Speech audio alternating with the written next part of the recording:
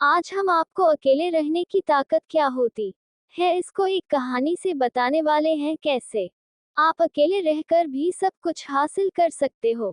तो दोस्तों इस वीडियो को पूरा देखना। मैं दावे के साथ कह सकता हूँ कि इस वीडियो को देखने के बाद आप अकेले रहने की ताकत के बारे में जान जाएंगे। तो चलिए शुरू करते हैं। एक छोटे से गांव में एक बुद्ध अपना आश्रम बनाकर रहा करते थे। उनका चलन दूर दूर के गांवों तक था क्योंकि उनका ज्ञान देने का तरीका दूसरे लोगों से काफी अलग था।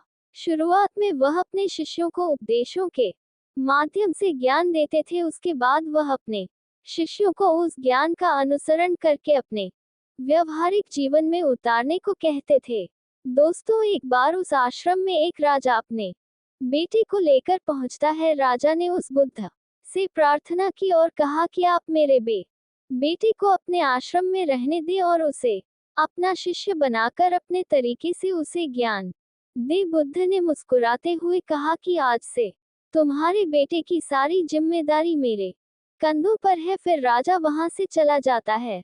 बुद्ध उस राजा के बेटे को समझाते हुए कहते हैं कि यहाँ दूर दूर से गरीब और अमीर लोगों के बच्चे आते हैं, लेकिन अगर तुम अपने आप को दूसरों से महान समझोगे तो तुम ज्ञान ग्रहण नहीं कर पाओगे। अगर तुम्हें ज्ञान ग्रहण करना है तो तुम्हें दूसरों की तरह अपने आप को साधारण समझना होगा। यही ज्ञान ग्रहण करने की सबसे पहली सीढ़ी होती है। इतना कहने के बाद बुद्ध उस बच्चे को सारे शिष्यों से मिलाते हैं, लेकिन बच्चों ने राजा को जाते हुए देख लिया था, इसीलिए सभी बच्चे समझ गए थे कि यह बच्चा राजा का बेटा है। इसी वजह से आश्रम के सभी बच्चे राजा के बेटे की तरफ आकर्षित हो गए। जब बुद्ध राजा के बेटे को लेकर टहल रहे थे तो राजा का बेटा अचानक फूट फूट कर रो होने लगा, क्योंकि अभी वह सिर्फ 12 वर्ष का था और 12 वर्ष की आयु में उसके पिता उसे अपने से दूर करके चले गए थे। ये सदमा वह बच्चा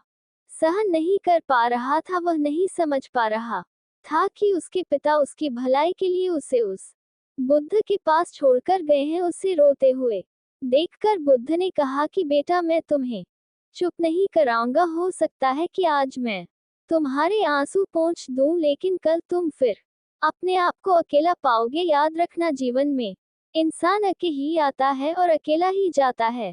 जितनी जल्दी जो इंसान इस बात को समझ लेता है, उतनी जल्दी वह इंसान आत्मज्ञान के रास्ते पर निकल जाता है। बुद्ध ने अपनी बात आगे बढ़ाते हुए कहा कि जो इंसान अकेला रहना सीख लेता है वही खुद से प्यार कर पाता है, और जो खुद से प्यार करना जानता है वह किसी के भी जाने का अफसोस नहीं करता, क्योंकि वह खुद से ही प्यार करता है। फिर बुद्ध उस लड़के से कहते हैं, धीरे धीरे तुम आश्रम के महल में ढल जाओगे। शुरुआत में तुम्हें समस्या आ सकती है, लेकिन कुछ दिन बाद तुम्हें यही जगह बहुत अच्छी लगने लगेगी। इतना कहते ही फिर बुद्ध उस शिष्य को अपने साथ लेकर आश्रम में वापस लौट आए। उस शिष्य को भी सांत्वना मिली, क्योंकि बुद्ध की आंखों में एक पूर्व शांति झलक रही थी।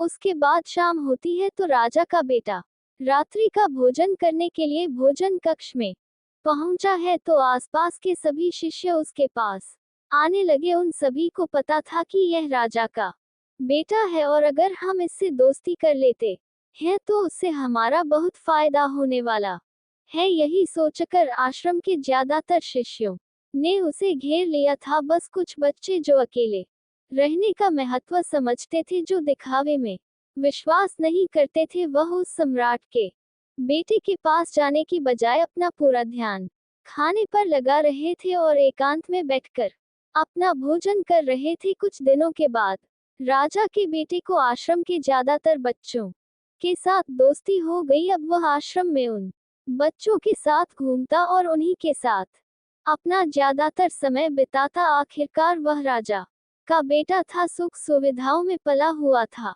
महल में उसके आसपास बहुत से दास और दासियां होते थे। आश्रम में आसपास अपने मित्रों से घिरे होना वही दिनचर्या उसने इस आश्रम में भी अपना ली थी। ऐसा नहीं था कि बुद्ध को यह सब पता नहीं था, पर बुद्ध उसे अलग तरीके से ज्ञान देना चाहते थे। बुद्ध एक दिन उस शिष्य को अपने साथ साथ एक ऊंची चोटी पर ले गए। छोटी पर पहुंचकर बुद्ध ने उसे शिष्य से कहा कि अब तुम्हारा ज्ञान पूरा हो चुका है, बस एक आखिरी रात तुम्हें यहाँ पर बितानी होगी, उसके बाद अगले दिन शाम को मैं तुम्हारे राजमहल में तुमको पहुंचा दूंगा।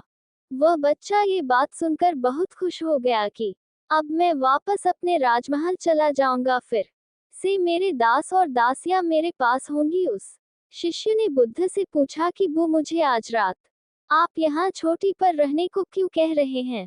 आखिर मुझे कौन सा आखिरी ज्ञान यहाँ से मिलेगा? बुद्ध ने मुस्कुराते हुए कहा कि यहाँ चट्टान के पीछे तुम्हें छिपकर बैठना होगा। यहाँ पर रोज रात को एक बाज आता है, तुम्हें उस बाज को बहुत गौर से देखना है, उसकी हर गतिविधि को अच्छे से देखना है, और उस बाज को देखने के बाद अगले दिन अगर तुम उस बाज की खूबियां मुझे बता पाए तो मैं तुम्हें तुम्हारे राजमहल वापस भिजवा दूंगा। और हाँ, सुबह आने से पहले एक बात पर और ध्यान देना है, एक चरवाहा यहाँ पर अपनी भी बकरियों को चराने के लिए आता है, उन बकरियों को भी अच्छे से देखना और उनकी गतिविधियों पर ध्यान देना। इतना कहकर बुद्ध वहां से चले जाते हैं। फिर काफी वक्त बीतने के बाद आधी रात में एक बाज अपने बच्चों के साथ वहां आया। बाज अपनी गतिविधि करने लगा। राजा के बेटे ने पूरी रात बाज की गतिविधियों को ध्यानपूर्वक देखा। फिर सुबह होने के बाद जब चरवाहा अपनी भेड़ बकरियों को लेकर आता है तो उसने एक अभूतपूर्व दृश्य देखा। उसने देखा कि बाज एक बकरी के बच्चे को अपने पंजों से उठाकर आसमान में चला गया। उसने उस बकरी के बच्चे का शिकार कर लिया था। वह सारा दृश्य देखकर राजा का बेटा बुद्ध के पास आश्रम पहुंच गया। इससे पहले बुद्ध उससे कुछ पूछते वह बच्चा कहता है, बुद्ध देव आप सारे आश्रम के बच्चों को यहाँ बुलवा लीजिए। बुद्ध ने सारे बच्चों को बुला लिया। बुद्ध का कहते हैं कि बताओ वत्स, क्या बात है? फिर वह राजा का बेटा अपनी बात कहता है कि मैंने अपने जीवन में बहुत सारे पक्षी को देखा है, लेकिन बाज उन सभी पक्षियों में से अलग और अद्भुत पक्षी हैं। उदाहरण के लिए एक तोता तो बहुत बोलता है, लेकिन वह कभी आसमान की ऊंचाइयों को छू नहीं सकता। ठीक वैसे ही एक बाज जो हमेशा शांत रहता है, वह आसमान की ऊंचाइयों को भी छू सकता है। एक बाज जब अपना शिकार निश्चित कर लेता है तो वह उसी पर नजरें टिकाए रखता है, चाहे बाज कितनी भी ऊंचाई पर हो, चाहे कितना भी तूफान आ जाए, फिर भी उसकी नजरें अपने लक्ष्य पर रहती हैं। आज सुबह जिस बाघ को मैंने देखा वह हर बकरी को अपना शिकार नहीं बनाता, बल्कि उस बकरी के बच्चे का शिकार करता जिस पर उसकी नजर थी। इस बाज की तरह ही हमें भी अपना ध्यान एक ही लक्ष्य पर स्थिर रखना चाहिए, चाहे कितनी भी रुकावटें क्यों ना आए, हमें एक ही लक्ष्य पर अपना ध्यान केंद्रित करना चाहिए। दोस्तों, दूसरी बात मैंने ये सीखी है कि बाज दूसरे पक्षी की तरह झुंड में नहीं रहता है, वह आकाश में हमेशा अकेला ही रहता है। इसे हमें यही सीख लेनी चाहिए कि छोटे सोच वाले लोगों के साथ कभी नहीं रहना चाहिए। आखिरकार हम भी वैसा ही बन जाते थे हैं। इसलिए महान लोगों के साथ रहो या अकेले रहो, क्योंकि जब हम अकेले रहते हैं तो अपनी ताकत और कमजोरियों को अच्छे से जान पाते हैं। हम अपनी कमजोरी को जानकर उसे दूर कर सकते हैं और अपनी ताकत को जानकर उसका सही से उपयोग कर सकते हैं, लेकिन ये तभी संभव होगा जब हम अकेले रहना सीखेंगे। दोस्तों, तीसरी बात हमें ये सीख लेना चाहिए कि बाज हमेशा अपनी सीमाओं से ऊपर रहता है। जब तूफान आता है तो हर एक पक्षी अपने घोंसले की ओर भागता है, लेकिन बाज ही एक ऐसा पक्षी है जो अपनी सीमाओं को पार करके तूफान से लड़कर बादलों के ऊपर चला जाता है। वह तब तक ऊपर उड़ता रहता है जब तक कि तूफान शांत ना हो जाए। बाज अपनी सीमाओं को इसलिए हटा पाता है क्योंकि वह समस्याओं के आने पर घबराता नहीं है, बल्कि उसे एक सकारात्मक नजरिए से उसका सामना करता है। इसी तरह हमारे जीवन में कितनी भी रुकावटें क्यों ना आ जाएं, हमें उसका सामना करना चाहिए, ना कि डर कर भागना चाहिए। चौथी बात है, हमें ये सीखना चाहिए कि बाज अपने घोंसले में घास के कोमल तिनके नहीं रखते। जो तिनके कोमल हो जाते हैं वह उन्हें निकाल कर फेंक देते हैं। उसी तरह चाहे आपको कितनी भी आरामदायक जिंदगी क्यों ना मिली हो, उससे ऊपर उठकर आलस्य को दूर करके जीवन में मेहनत करते रहना चाहिए। जीवन में शारीरिक मेहनत और पसीना बहाना चाहिए, जिससे आप मजबूत बनते चले जाएंगे। हर रोज अपने आप को चुनौतियां दो, हर दिन मुश्किलों का सामना करो, क्योंकि यही मुश्किलें आपको मजबूत बनाएगी। आपने जंगल में लो मर्दों को झुंड में शिकार करते हुए देखा होगा, लेकिन एक बाज हमेशा अकेला ही शिकार करता है। जानता है कि झुंड में रहना हौसला तो देता है, लेकिन साहस छीन जाता है। यह बातें बोलकर फिर से राजा का पुत्र बकरियों की विशेषता बताता है। वह कहता है कि बकरियां हमेशा झुंड में ही चलती हैं, उन्हें झुंड में एक साथ चलने से हिम्मत मिलती है, लेकिन जैसे ही उन पर शिकार होता है, बकरियां तीतर बितर हो जाती है। उनमें से एक भी बकरियां अपनी साथी की मदद के लिए नहीं आती है। इससे हमें ये सीख मिलती है कि हमारे साथ चाहे कितने भी लोग हो, कि किसी पर यकीन मत करना। यकीन करना है तो सिर्फ अपने पर करो, क्योंकि बुरा समय आने पर बकरी की तरह लोग भी तीतर बितर हो जाएंगे और आपको पता भी नहीं चलेगा। इतना कहते ही राजा के पुत्र ने बुद्ध को प्रणाम किया और बोला, हे बुद्ध, अगर मेरे से कोई सीख बाकी रह गई हो तो कृपा करके आप बता दें। बुद्ध ने सभी बच्चों से कहा कि जो अभी इस बच्चे ने बताया, ये सारी बातें सही हैं, लेकिन ये सारी खूबियां तभी आप में आएगी जब आप अकेले रहने का अभ्यास करेंगे। आपने देखा होगा कि बाज कभी भी दूसरे पक्षी की तरह झुंड में नहीं रहता।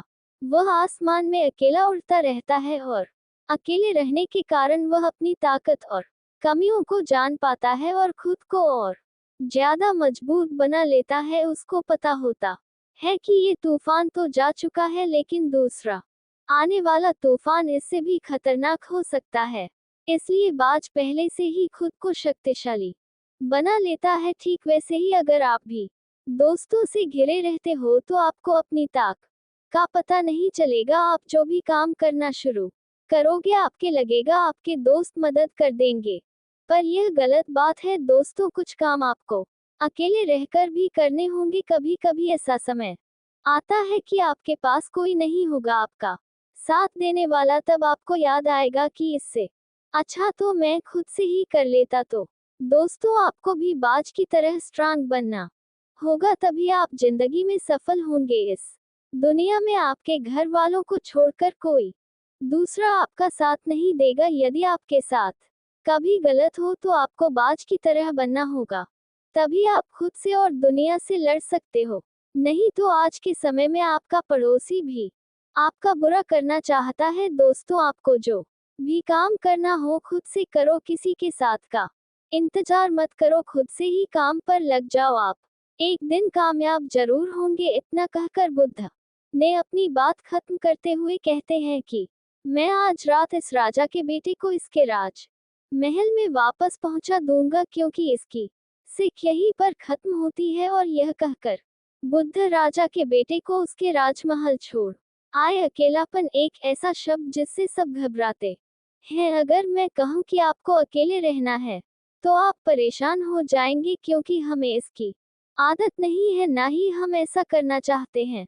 बदलते जमाने के साथ लोगों का रहन सहन तो बदल ही रहा है, साथ ही जीने का तरीका भी बदल रहा है। कई लोग ऐसे हैं जो किसी मजबूरी में, जैसे नौकरी इत्यादि के कारण अकेले रहते, तो कई लोग ऐसे हैं जो अपनी मर्जी से अकेले रहना पसंद करते हैं। अपने काम को सच्ची लगन से अकेले ही करते हैं। जो लोग अपने मर्जी से अकेले रहते हैं, उनमें कुछ अलग ही गुण होते हैं। ऐसे लोग जीवन में सफलता जल्दी कर लेते हैं। अकेले रहने के फायदे अगर आपने समझ लिया तो समझो आपने पूरी जिंदगी समझ ली। अकेले रहना किसी के लिए वाकई कम नहीं है अकेले रहने का, लेकिन ये भी मतलब नहीं है कि हम अपने घर परिवार मित्र से दूर रहे। अकेले रहने की भी एक कला है जो आगे आपको इस कहानी में पता चलेगा।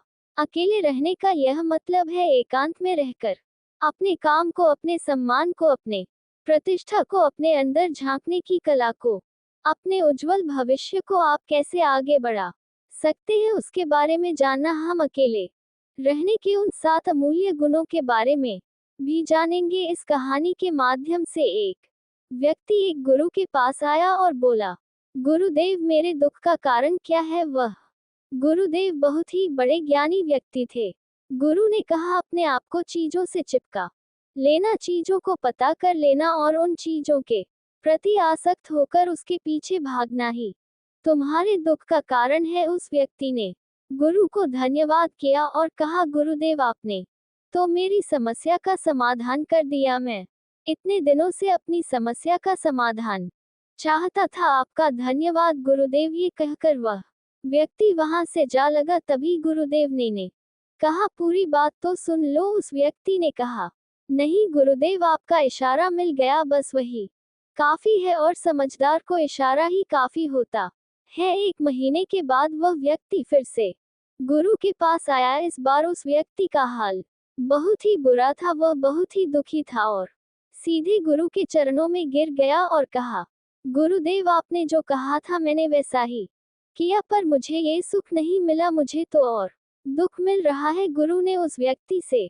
पूछा, तुमने ऐसा क्या किया? व्यक्ति ने कहा, मुझे अपने परिवार वालों से, मित्र रिश्तेदारों से दुख मिल रहा था, मैंने उसे छोड़ दिया और छोड़कर चला गया। 2-4 दिन तो मुझे अच्छा लगा, पर धीरे धीरे मुझे उनकी याद आने लगे, अपने माता पिता, अपनी पत्नी, अपने बच्चे याद आने लगे, रिश्तेदार, यहाँ तक कि अपने शत्रु भी मुझे याद आने लगे। इतना दुखी तो मैं उनके पास रहकर भी नहीं था जितना मैं उनसे दूर होकर हो गया।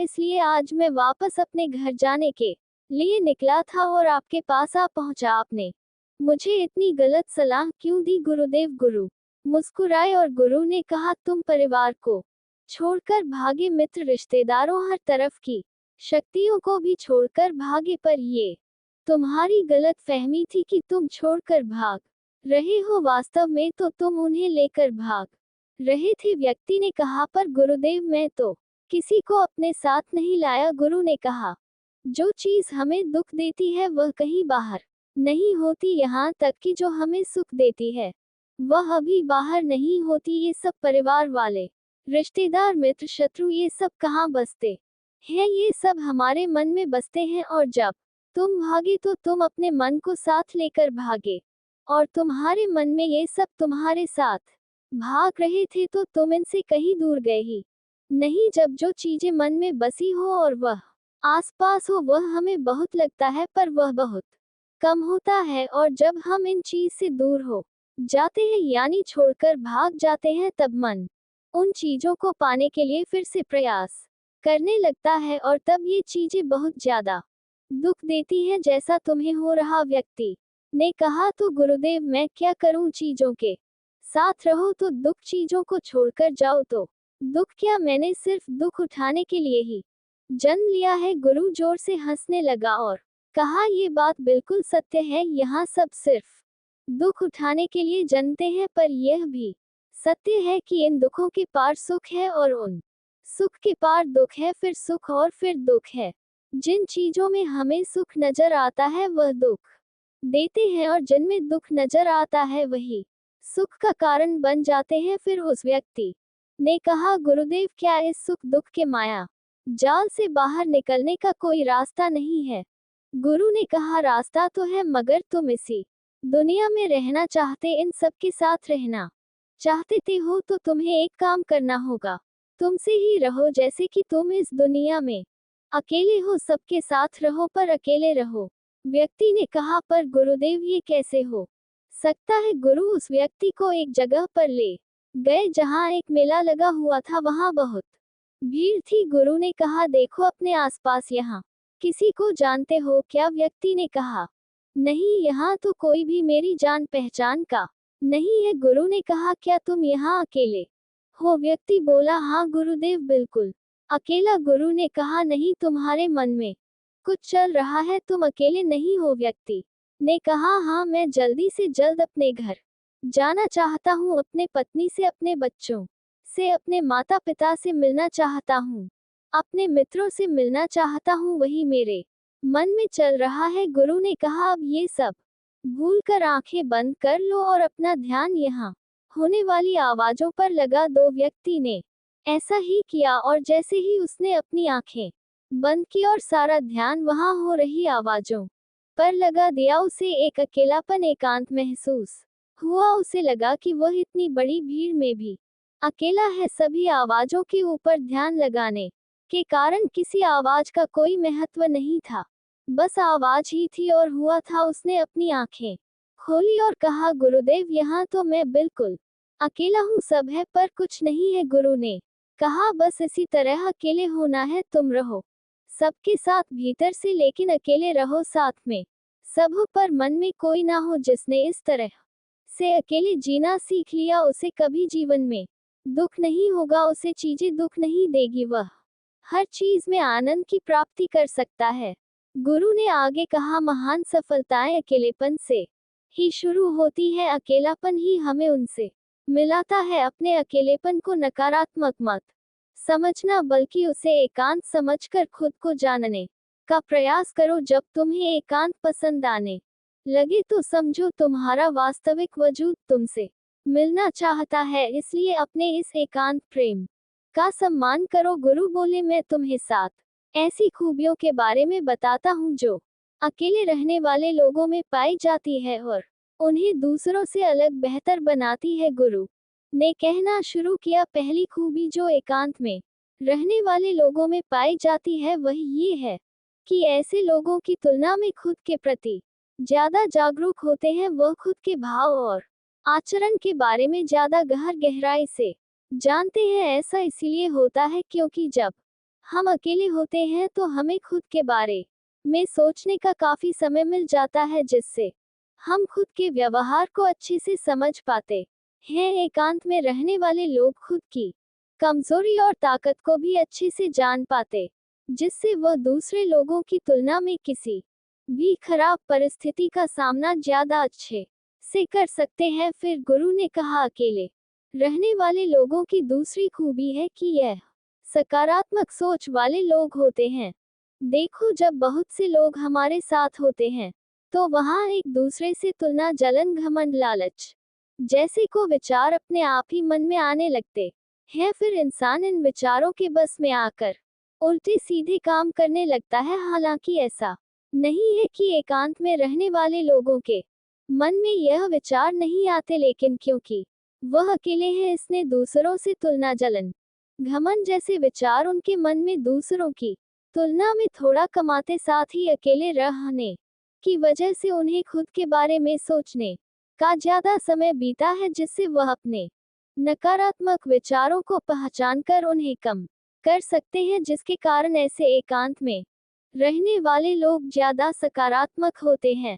इसलिए अकेले रहने वाले लोगों की तीसरी खासियत ये है कि यह लोग ज्यादा अनुशासित और आत्मनिर्भर होते, क्योंकि अकेले रहने वाले लोगों को अपनी ज्यादातर काम खुद से ही करने पड़ते हैं, इसलिए ये दूसरों की तुलना में ज्यादा आत्मनिर्भर होते हैं। साथ ही ऐसे लोगों को दूसरों का काम भी पसंद नहीं आता, यह अपना काम खुद करने पर ही भरोसा करते हैं। साथ ही ये लोग कोशिश भी करते हैं कि दूसरों से कम सहायता लेनी पड़े, पर क्योंकि ऐसे लोग आत्मनिर्भर और अपने काम को लेकर स्पष्ट होते हैं, ऐसे लोग अनुशासित भी होते हैं। ये लोग अपने समय की कद्र करते हैं और दूसरों का भी समय बर्बाद नहीं करते। अकेले होने की वजह से ऐसे लोग एक निश्चित दिनचर्या का पालन भी करते हैं, जिससे ये लोग ज्यादा व्यवस्थित होते हैं और यह भी इनके अनुशासित होने का एक कारण है। फिर गुरु ने आगे कहा, अकेले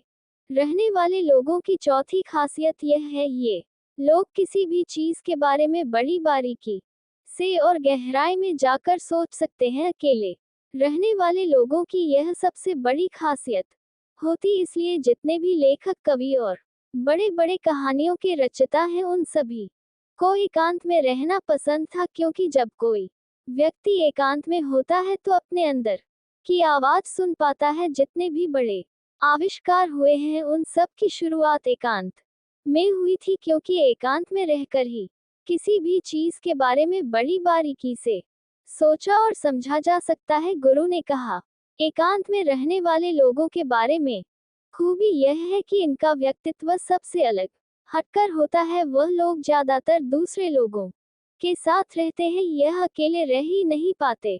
वह कितनी भी कोशिश कर रहे लेकिन जाने अनजाने में सही लेकिन दूसरे के व्यक्तित्व का कुछ हिस्सा उनके अंदर आ ही जाता है। दूसरों के आदतें, दूसरों के विचार उनके अंदर प्रवेश कर ही चाहते हैं, जिससे उनके व्यक्तित्व में वह अनूठापन, वह निरालापन नहीं आता था। उनका व्यक्तित्व कई सारे लोगों के साथ व्यक्तित्व का मिश्रण होता है, पर क्योंकि एकांत में रहने वाले लोग अपना ज्यादातर समय अपने साथ बिताते, इसलिए ये दूसरों की बातें और विचारों से बहुत ही कम प्रभावित होते हैं। इनके अपने जीवन को जीने के खुद बनाए नियम और कायदे होते हैं जिनका यह पालन करता है, और ये किसी से भी आसानी से प्रभावित नहीं होता।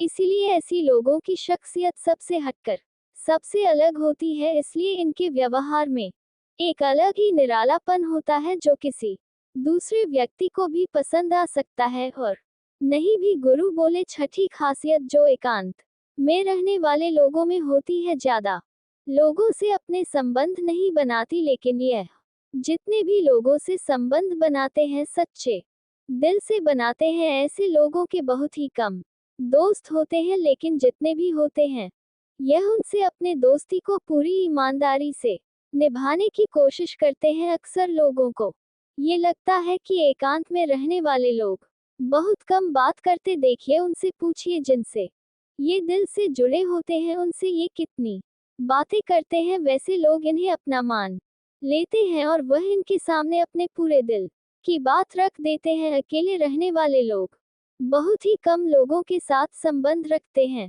लेकिन बुरे वक्त पड़ने पर वह अपनी तरफ से पूरी मदद करने के लिए तैयार रहते हैं।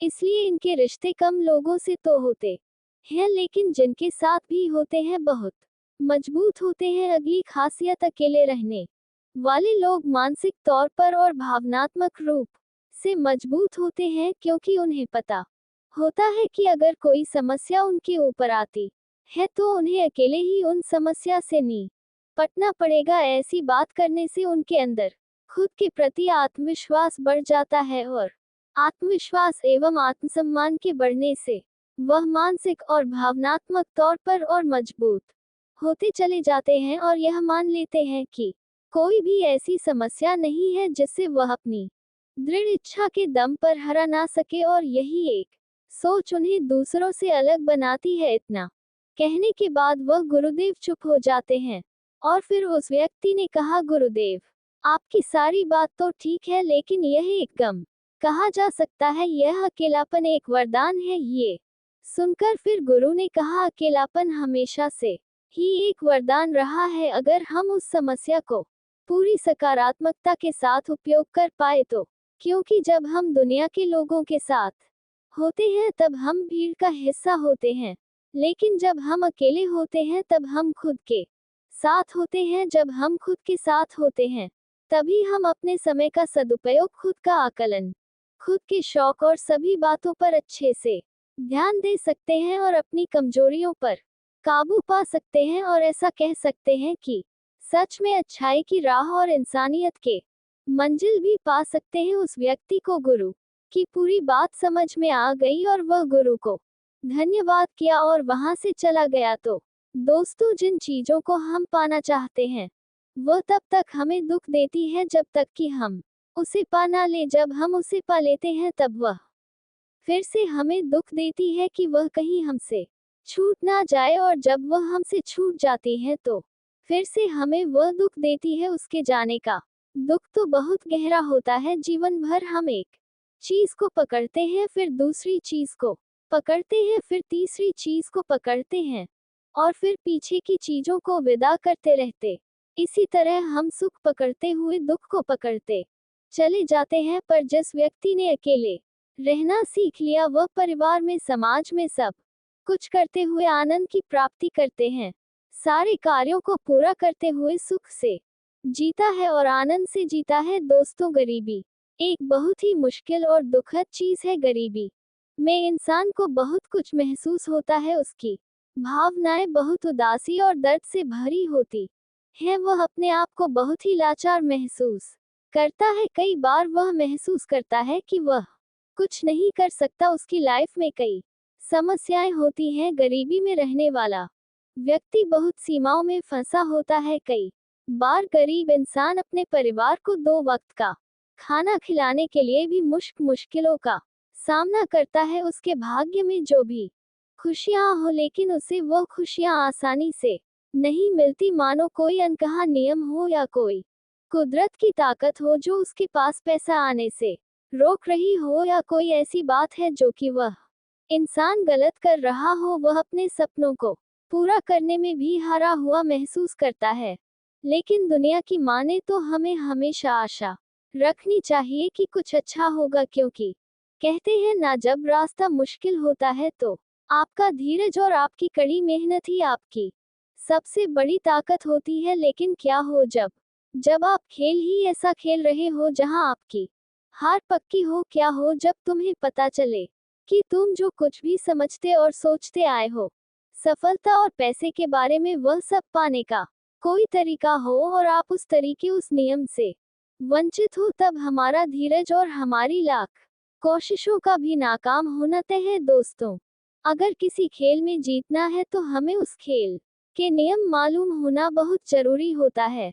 नियमों को समझने के बाद ही हम ये जान सकते हैं कि हमें कैसे इन नियमों को अपने हित में इस्तेमाल करना है। आज हम ऐसे ही कुछ नियमों को एक बौद्ध कहानी के द्वारा जानेंगे। तो चलिए बिना किसी देरी के शुरू करते हैं। आज की यह कहानी बहुत समय पहले की बात है। एक छोटे से गांव मुक्तिपथ, वह अपनी गरीबी से बहुत ज्यादा परेशान था। प्रकाश की जिंदगी बहुत ही कठिन से भरी थी। वह एक गरीब परिवार से था और उसके पास आर्थिक समस्याएं थी जिन्होंने उसे बहुत परेशान कर दिया था। वह एक छोटे से किराना दुकान में काम करता था, लेकिन उसकी कमाई इतनी थी कि घर के आर्थिक बोझ को सहना मुश्किल हो रहा था। एक दिन परेशान होकर वह छोटा मन करके एक पेड़ के नीचे बैठा रो रहा था। रास्ते में उसे उसका एक पुराना मित्र मिला। इस मित्र से मिलने पर उसका चेहरा खुशियों से भर गया, क्योंकि वह अपने दोस्त से बहुत समय बाद मिल रहा। बचपन से ही प्रकाश अपने इस प्रिय मित्र से करीब था। वह दोनों बहुत ही खुश हो गए थे। उसका मित्र पूछता है, प्रकाश तुम कहाँ जा रहे हो और आजकल क्या कर रहे हो? तब प्रकाश ने उदास मन से अपनी सारी परेशानी अपने मित्र को बताई कि कैसे वह गरीबी से परेशान है और अपने घर वालों की जरूरत भी नहीं पूरी कर पा रहा। 2 वक्त की रोटी कमाना भी उसे बहुत मुश्किल हो गया है। तब उसके मित्र ने उससे कहा, मित्र घबराओ मत, यही पास में एक गुरु है, वह तुम्हारी मदद जरूर कर सकते हैं। तुम्हें एक बार उनके पास जाना चाहिए। अपने मित्र की बात सुनकर प्रकाश उस गुरु के पास पहुंच जाता है और उनसे कहता है, गुरु, इस दुनिया में कुछ लोग इतने सफल हैं कि करोड़ों अरबों कमा रहे हैं, जबकि कुछ लोग ऐसे भी हैं जिन्हें गरीबी की वजह से एक वक्त की रोटी भी नसीब नहीं होती। आखिर ऐसा क्यों होता है? भगवान तो सबका एक ही है, चाहे अमीर हो या गरीब, सेहत तंदुरुस्त हो या बीमार, और फिर चाहे वह किसी भी जाति का हो, आखिर वह तो सबका भगवान है। तो फिर वह ऐसा क्यों करता है? किसी को ढेरों पैसा दे देता है तो वही किसी को भूखा रखता है। उस गुरु ने उस व्यक्ति की बात सुनी और बोले, बच्चा तुम बिल्कुल सही कह रहे हो, वह भगवान हम सभी का है, चाहे वह कोई भी हो, किसी भी जाति का हो, लेकिन हम भी तो सब उसी की परछाई हैं। तो फिर हम सभी को एक समान होना चाहिए, लेकिन हम भी तो सब एक समान नहीं है, एक जैसे नहीं है, आपस में लड़ते हैं, झगड़ते हैं, तो भला वह हमें एक जैसा क्यों बनाएगा? ये तो सोचने की बात होती है। अच्छा तुम मुझे एक बात बताओ, माना कि तुम्हारे 2 बच्चे हैं, एक बहुत ही समझदार है और वही दूसरा बच्चा सही नहीं है, वह नशा करता है, पैसा बर्बाद करता है। फिर तुम्हारे पास तुम्हारे दोनों बच्चे आते हैं और तुमसे कुछ पैसा मांगते हैं, जो कि तुम्हारे पास उतने ही पैसे हैं, तो तुम पैसा किसे दोगे? जाहिर सी बात है, तुम पैसा उसे ही दोगे जो पैसे की अहमियत को जानता है, उसे कैसे खर्च करना है, या उससे कैसे और ज्यादा पैसा के लिए 3 काम करो। पहला, अपने लक्ष्य को एक काक कमाया जा सकता है। जो इस बात को जानता है, यकीनन तुम पैसा उसे ही दोगे, ना कि उसे दोगे जो पैसा बर्बाद करता है। नशा के लिए तुम क्या कर सकते हो करता है पैसे की अहमियत नहीं समझता, तुम पैसा उसे बिल्कुल नहीं दोगे।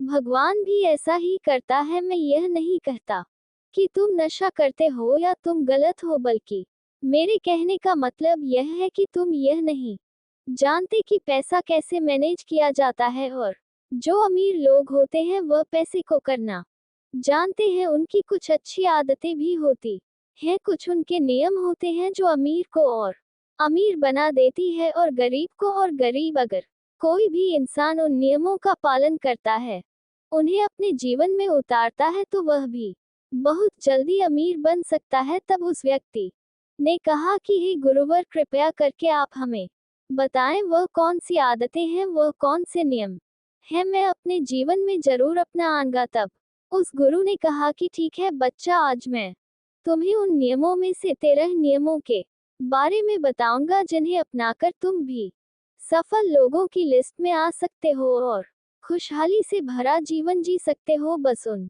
नियमों को ध्यान से सुनना और अपने जीवन में जरूर आना। उन नियमों में से पहला नियम है कभी हार ना मानने की आदत, क्योंकि कभी हार ना मानने की आदत ही एक दिन तुमको सफल बना सकती है, और सफल लोग कभी हार नहीं मानते। अगर आपको भी सफल होना है तो सबसे पहले अपने आप को कंफर्ट जोन से निकालकर काम करना पड़ेगा। आपके काम में कितनी ही मुश्किल क्यों ना हो, लेकिन आपको हर मुश्किल का सामना करके अपने काम को पूरा करना पड़ेगा। जिनके अंदर अपने सपनों को पाने के लिए जोश और जुनून होता है, वह हर मुश्किलों का सामना कर लेते हैं। इसीलिए सक्सेसफुल का पहला नियम यही कहता है कि आपको कभी हार नहीं मानना है। दूसरा नियम ये है कि दूसरों की बातों को सुनना बंद कर दो।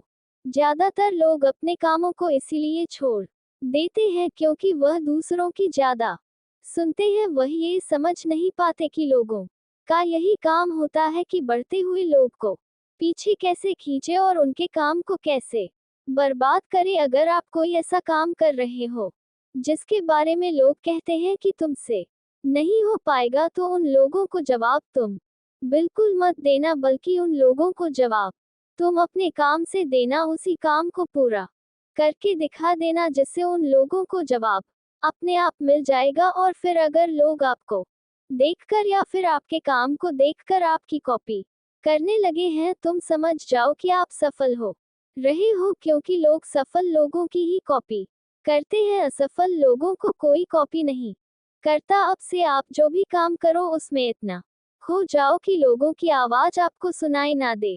इसीलिए अगर आप सफल होना चाहते हो तो दूसरों की बातों को सुनना बंद कर दो। तीसरा नियम ये कहता है कि रिस्क लेना शुरू कर दो। आप कोई भी काम शुरू कर लो, आपको हर काम में रिस्क लेना ही होगा। बिना रिस्क के लिए आप कोई भी काम नहीं कर सकते। लेकिन अगर आपको सफल होना है तो आपको रिस्क लेना ही होगा। अगर आप सही तरीके से रिस्क लेना सीख गए तो आप किसी भी काम को आसानी से पूरा कर सकते हो। अगर आपको लगता है कि सफल रातों रात मिल जाती है, तो ये सोच आपकी बिल्कुल गलत है, क्योंकि सफल पाने के लिए आपको रात दिन मेहनत करनी पड़ेगी। आपको अपना दिमाग लगाना पड़ेगा, आपको अपने काम में रिस्क लेना पड़ेगा और बहुत सारी चुनौतियों का सामना भी करना पड़ेगा। आज आप जिसे देख रहे हो, जो लोग बुलंदियों को छू रहे हैं, उनके बारे में पढ़ रहो, उनको जानो वह कितनी बार फेल हुए हैं, लेकिन हार नहीं माने। वह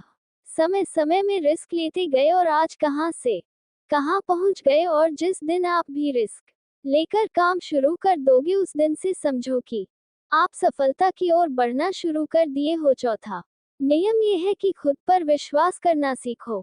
अगर तुम्हें सच में सफल होना है तो खुद पर विश्वास करना होगा। तुम्हें विश्वास करना होगा कि तुम भी सफल और अमीर बन सकते हो। और सबसे बड़ी समस्या यही है कि ज्यादातर लोग डरते हैं, इससे उनका आत्मविश्वास खत्म हो जाता है। इंसान को ये 6 प्रकार के डर हमेशा सताते रहते हैं। पहला गरीबी का डर, दूसरा बुढ़ापे का डर, तीसरा बुराई का डर, चौथा प्यार और सम्मान खो देने का डर, बीमारी का डर और छठा मौत का डर। अगर आपको ये डर सताते हैं तो खुद से सकारात्मक बातें करना शुरू कर दो। हमेशा सकारात्मक बोलने से तुम्हारा डर खत्म हो जाएगा और आत्मविश्वास बढ़ जाएगा। हमेशा ही डर का सामना करना सीखो, इससे जीत तुम्हारी होगी।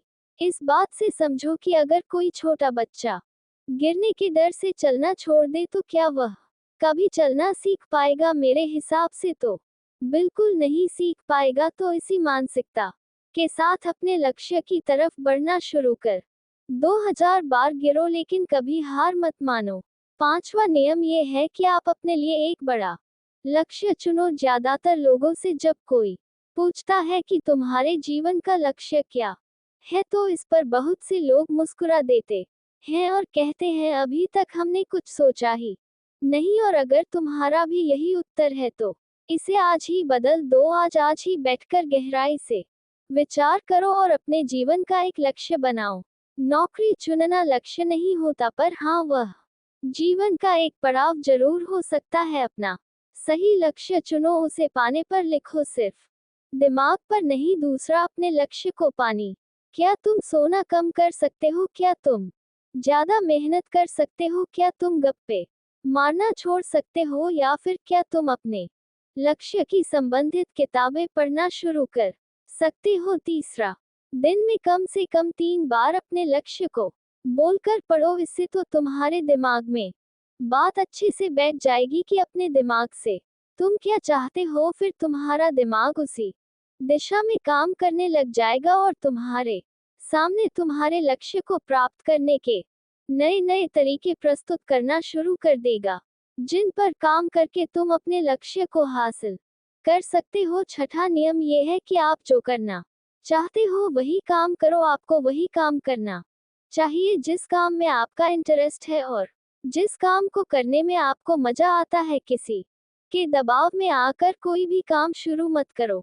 उनसे कह दो कि मुझे ये काम नहीं करना, क्योंकि अगर आप वह काम करना शुरू कर देते हो जिस काम में आपका इंटरेस्ट है, तो उस काम के प्रति आपका मन लगा रहेगा और आपको मजा भी आएगा। इसीलिए हर इंसान को हमेशा वही काम करना चाहिए जिस काम को करने में मजा आए। लेकिन वहीं पर अगर आप वह काम करते हो जिस काम के प्रति आपका जरा भी इंटरेस्ट नहीं है, तो कुछ समय के बाद आप बोर होने लग जाओगे और उस काम को छोड़ दोगे और फिर इस तरह आप कभी सफल नहीं हो पाओगे। इसीलिए हमेशा इंसान को वही काम करना चाहिए जिसमें उसका इंटरेस्ट हो। यह आपकी लाइफ का सवाल होता है, इसीलिए डिसीजन भी आपको खुद ही लेना चाहिए कि आपको क्या करना है और क्या नहीं। 7वां नियम ये है कि सबसे जरूरी काम पहले करो। अगर आप अपने सबसे जरूरी काम को पहले खत्म कर देते हो तो बाकी के बचे हुए काम आपके लिए और भी आसान हो जाते हैं। सबसे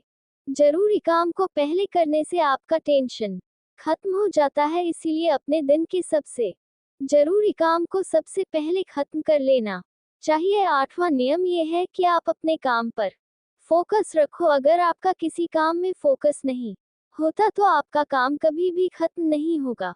जब तक किसी काम को पूरे फोकस के साथ ना किया जाए तब तक उस काम को करने का कोई मतलब नहीं होता। इसीलिए कोई भी काम करो तो उसे पूरे फोकस के साथ करो। 9वां नियम ये है कि अपना दिमाग लगाकर खूब मेहनत करो। सफल होने के लिए आपको बहुत मेहनत करनी पड़ेगी। आप जिस फील्ड में हो उस फील्ड में इतनी मेहनत करो कि उस फील्ड से रिलेटेड सारे काम आपको बहुत ही आसान लगने लग जाए।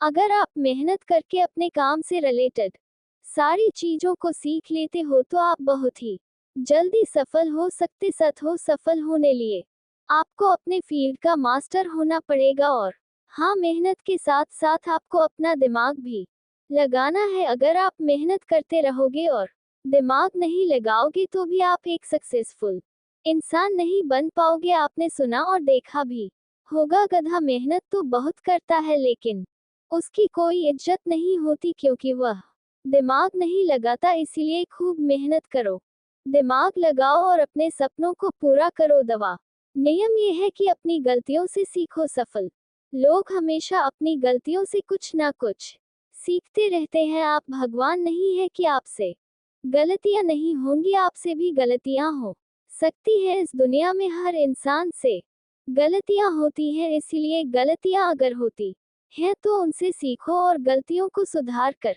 आगे बढ़ो। जो इंसान गलतियां करता है वह उन गलतियों से बहुत कुछ सीखता भी है और उन गलतियों को दोबारा करने से बचता भी है।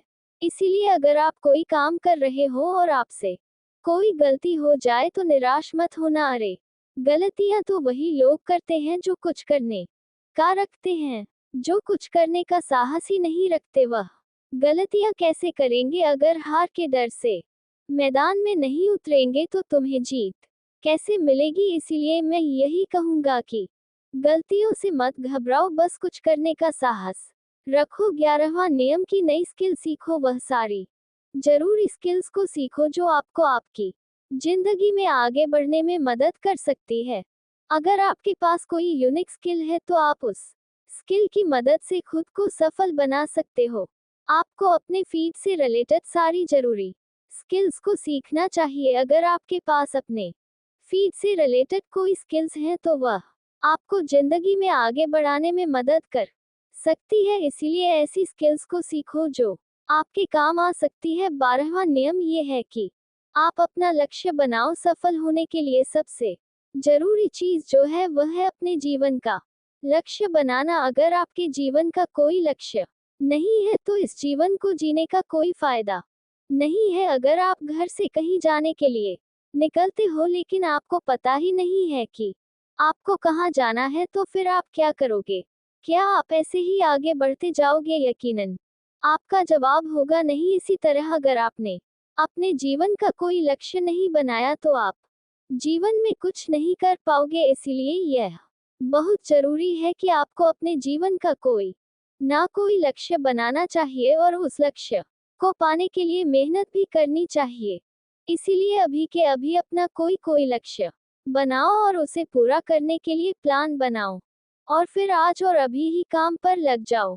13वां और आखिरी नियम ये है कि लोगों की मदद करो। लोगों की मदद करने से हमारा दिमाग खुद को अमीर समझता है और फिर वह हमें अमीरी की दिशा में ले जाता है और वैसे ही हमारी सोच को बना देता है। और यह बात तो हम सभी जानते हैं कि जैसे हमारी सोच होती है हम वैसे ही बन जाते हैं। तो आज से ही लोगों की मदद करनी शुरू कर दो और अमीर बनने के लिए लोगों की दुआ लेना शुरू कर दो। और फिर ये सारी बातें बताकर उस गुरु ने प्रकाश से कहा कि अच्छा, अब तुम जा सकते हो और इन बातों का पालन करो और फिर तुम मुझसे 6 महीने के बाद मिलना। प्रकाश ने भी गुरु का धन्यवाद किया और वहां से चला गया। बढ़ते हैं दूसरा कहानी की तरफ। दोस्तों, प्रकृति ने हमारे शरीर को 5 तत्वों से बनाया है, लेकिन कलयुग के इंसानों ने उसमें एक तत्व और जोड़ कर दिया और वह है पैसा।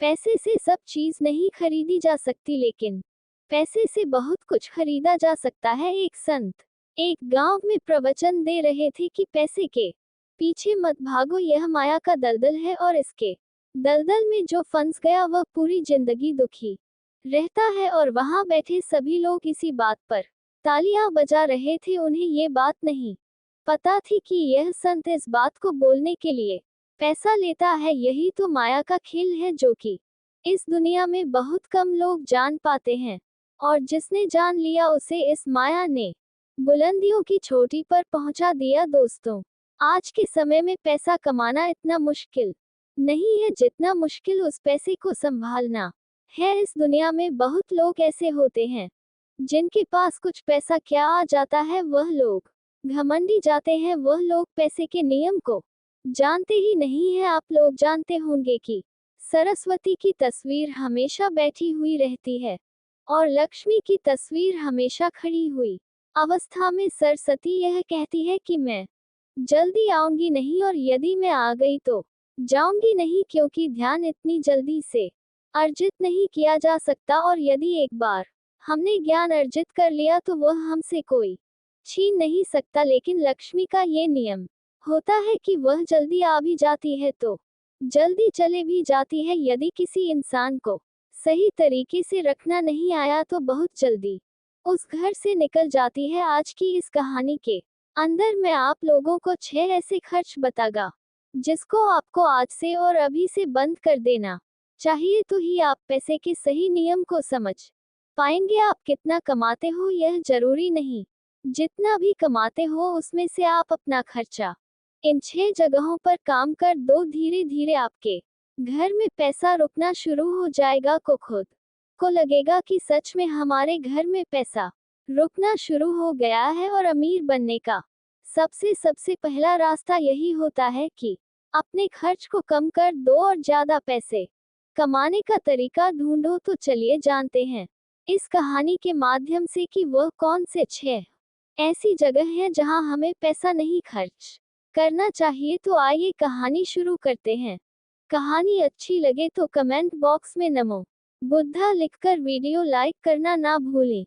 एक बार की बात है, एक गांव में 2 औरत रहती थी। एक के पास एक भैंस थी तो दूसरी के पास एक बकरी थी। जिसके पास भैंस थी वह औरत किसी भी चीज को संभाल के रखना नहीं जानती थी।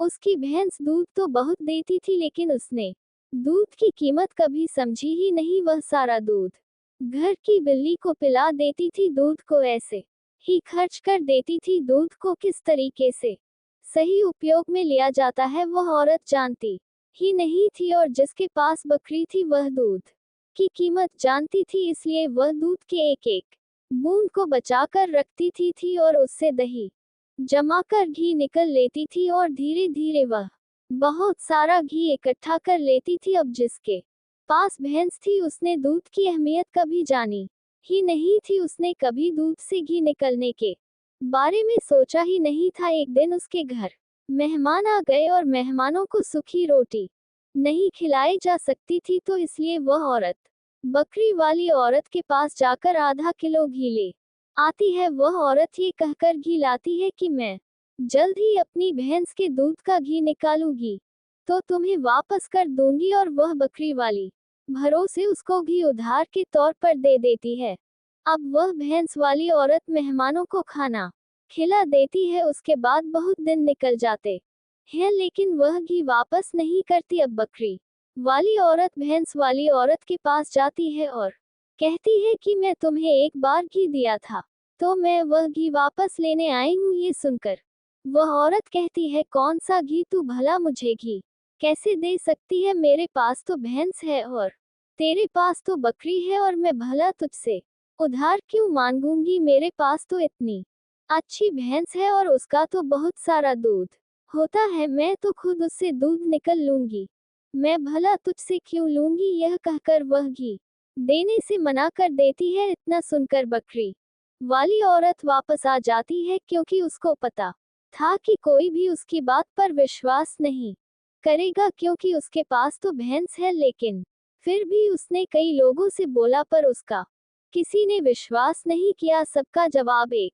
सा था कि भला भैंस रखने वाला बकरी रखने वाले से घी उधार क्यों लेगा? एक दिन उस गांव में एक गुरु आए तो बकरी वाली औरत उन गुरु जी के पास गई और सब कुछ बता दिया। उसके बाद गुरु ने भैंस रखने वाली औरत को बुलवाया और फिर वह भी अपनी बात बताते हुए कहती है कि गुरुदेव ये झूठ बोल रही है, मेरे पास तो भैंस है तो मैं इससे घी उधार क्यों लूंगी? अब फैसला गुरु को करना था कि भैंस वाली औरत ने घी उधार लिया है या नहीं, क्योंकि कि बकरी का दूध बहुत कम होता है और भैंस का बहुत ज्यादा, तो क्या जरूरत हो गई कि घी उधार लेना पड़ जाए। अब गुरु बहुत देर सोचते हैं और उसके बाद दोनों औरतों को बुलाकर एक एक लोटा पानी देकर कहते हैं कि जाओ और इससे अच्छे से हाथ पैर धोकर आओ। एक लोटा पानी देखकर भैंस वाली औरत कहती है कि गुरुदेव सिर्फ एक लोटा पानी से हाथ पैर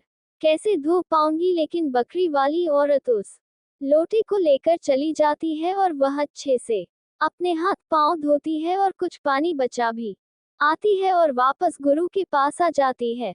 लेकिन वह भैंस वाली औरत लोटा लेकर जाती है और सिर्फ हाथ धोकर लोटे को वापस लेकर आ जाती है। जैसे ही दोनों लोटों को रखा जाता है तभी गुरु कहते हैं कि भैंस रखने वाली औरत ने बकरी वाली औरत से घी उधार लिया था और उसे घी वापस करना चाहिए। अब जो गांव के लोग पास में बैठे थे उन्होंने कहा कि गुरु जी इससे कैसे सफे होता है कि घी भैंस वाली और औरत ने उधार लिया है? तो गुरु जी कहते हैं कि जरा इन लौटों को ध्यान से देखो, इस औरत ने पानी बचा भी लिया और हाथ पैर भी धो लिए ये होती है किसी चीज की अहमियत को समझना। और दूसरी औरत ने सिर्फ हाथ धुलकर ही लोटे का सारा पानी पानी खत्म कर दिया, क्योंकि उसको इस पानी की कीमत नहीं पाता थी। और जिस चीज की हमको कोई कदर नहीं होती, वह भले हमारे पास कितनी भी अधिक क्यों ना हो, वह नष्ट हो ही जाती है। यदि हमारे पास कोई चीज बहुत बहुत ही कम है और हमको उसकी कदर है, तो जरूर उससे हम फायदा ले सकते हैं। जैसे कि बकरी वाली औरत ने दूध बचाकर उसे माखन निकाला और उसे घी बनाया, जबकि भैंस वाली औरत के पास दूध बहुत मात्रा में था, पर कदर ना होने के कारण उसके घर में मेहमानों के लिए घी नहीं था। ये बात ही सत्य है। उसके बाद भैंस रखने वाली औरत उन गुरु के चरणों में गिर जाती है और कहती है, गुरुदेव मुझे क्षमा कर दीजिए, मैं अभी घर जाकर उसको घी वापस दे दूंगी। उसके बाद कहते हैं कि बूंद बूंद से सागर भरता है। हरे पूर्वजों ने ये कहावत यूं ही नहीं बनाई। हमारी छोटी छोटी बचत ही भविष्य में महत्वपूर्ण लाभ बनकर हमें मिलती है। ये बात बहुत कम लोग जान पाते हैं। यही बात हमारे घर में लक्ष्मी पर भी लागू होती है। यदि हम लक्ष्मी को बचाएंगे तो वही लक्ष्मी हमें भविष्य में अधिक लाभ बनकर मिलेगी। तो दोस्तों, ये कहानी तो आपको समझ में आ गई होगी। आइए अब जानते हैं वह 6 खर्चों के बारे में जो आपको आज से ही बंद कर देना चाहिए।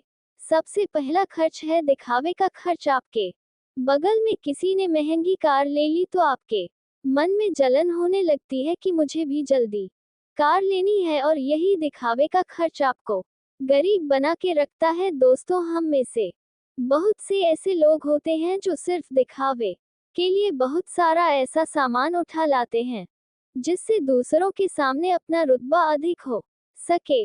कार ले लेना, या बहुत सारे गहने ले लेना, या महंगे मोबाइल ले लेना, या फिर ऐसी कोई महंगी चीज ले लेना जिसकी हमें हमारी जिंदगी में कोई जरूरत भी नहीं होती। और यदि कोई समझाता है तो कहते हैं कि हम किसी से कम है। क्या वह लोग यह नहीं समझते कि इससे हमारा सिर्फ नुकसान होता है, ना कि कुछ फायदा। यदि आपको सच में अमीरी के रास्ते पर चलना है तो ये सारे खर्चे सबसे पहले आपको बंद करना होगा और वही पैसा कहीं इन्वेस्ट करना होगा। मैं यह नहीं कहता कि आप अपने शौक पूरे ना करें। मेरे कहने का मतलब यह है कि जिस चीज की आपको जरूरत है आप सिर्फ वही लो। किसी को देखकर कोई सामान बिल्कुल ना ले। दूसरी बात है कंपनियों की स्कीम से दूर रहना। अपने सामान की बिक्री अधिक करने के लिए अलग अलग ब्रांड की जो कंपनियां होती हैं वह नई नई स्कीम लाती है, लेकिन यह लुभाने की रणनीति होती है जो हम लोग समझ नहीं पाते। और बहुत सारे लोग अलग अलग स्कीम के चक्कर में आकर वो चीज भी खरीद लेते हैं जिसकी उन्हें जरूर भी नहीं होती। यदि हम मार्केट में जाते हैं और हमें ये पता चलता है कि % डिस्काउंट में घड़ी मिल रही है, तो घर में वॉच होने पर भी हम उस वॉच की खरीद लेते हैं। हम लोग यह नहीं समझते कि यह सब मार्केटिंग करने की एक रणनीति होती है। इससे हमें फायदा नहीं होता बल्कि कंपनी को फायदा होता है। ले ऐसे शौक कभी ना पाले। ये गरीब होने का सबसे बड़ा कारण होता है, क्योंकि कि जिस चीज की हमें जरूरत हो नहीं है